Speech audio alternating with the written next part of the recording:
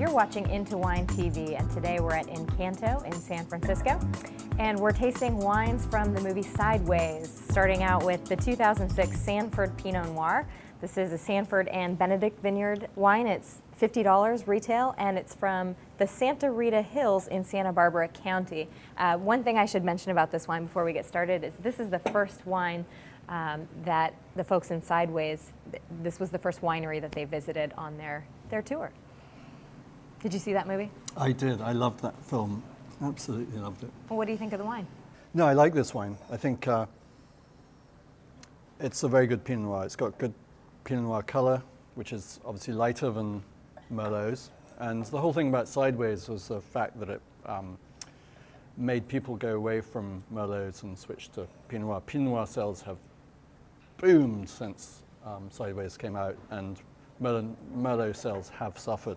But it's got that sort of classic boiled beetroot, stewed rhubarb character that you get in good Pinot Noirs.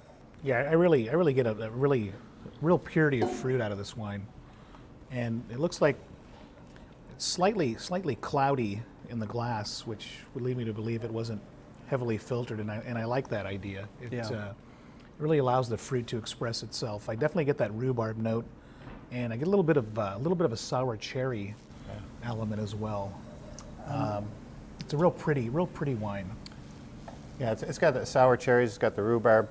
What a lot of, especially Southern California, Pinots, they start getting, for my taste, they start getting over extracted and candied, and this is definitely step between the two, showing a nice sense of place. You know, if you taste this, you wouldn't think Oregon, you wouldn't think New Zealand, you wouldn't think Burgundy, you would think California, but it's not over the top. It's very nice. Yeah, and even though it's 14.5% alcohol, I don't mind that. I give an allowance to Pinot Noir. Pinot Noir traditionally from Burgundy was always higher alcohol than Bordeaux. And also Pinot Noirs tend to have a sweeter palate than Cabernet Sauvignon. So again, I give allowances for those. And I think this is a very well made Pinot Noir. What year is this? It's an 06. Yeah, see, I think this needs, it's a delicious drink now, but I think, 5-10 years in the cellar, you'll start getting nice complexity. It's got all the stuffing you need to last in the cellar. This would be beautiful in 10 years. Yeah, I agree, and I think as Burgundies can be very site-specific, it's nice to see a wine that really, you don't really get the idea that this wine is trying to emulate Burgundy, as some wineries try and do, and for me it really shows sense of place. Yes. Of where it comes from as far as being a Central Coast Pinot Noir. How would a wine try to emulate a Burgundy? What would be some of the characteristics? Well, I think you'd probably shoot for a little more extraction, perhaps, on the wine, a little more minerality. I don't know how you'd shoot for that. I mean, you have the lie of the land as it sits. A little more extraction, maybe a little higher in acidity, but it really doesn't seem to follow that model.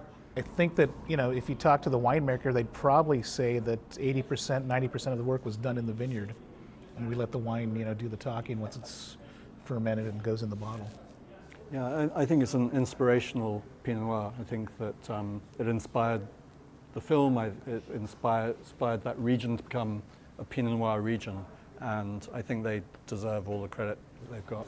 Yeah, I was going to say, to his point, Santa Rita Hills, despite being Santa Barbara and you'd think hot, it's actually a reasonably cooler microclimate, so they can let the grapes get ripe for that particular vineyard site, and as opposed to trying to make a Burgundy wine and emulate it. They use whatever it took, obviously, to get these grapes at a ripe level for that particular vineyard, and then just make the wine the way they want to make it.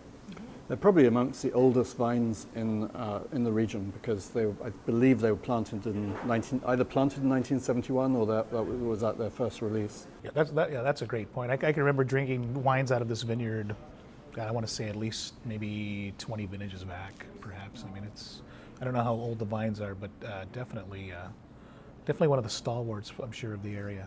Well, overall, everyone seems to really enjoy the Sanford Pinot Noir, or inspirational, as Bartholomew calls it. It's the 2006 Sanford and Benedict Vineyard, retails for $50. This has been Into Wine. Thanks for joining us, and we'll see you next time.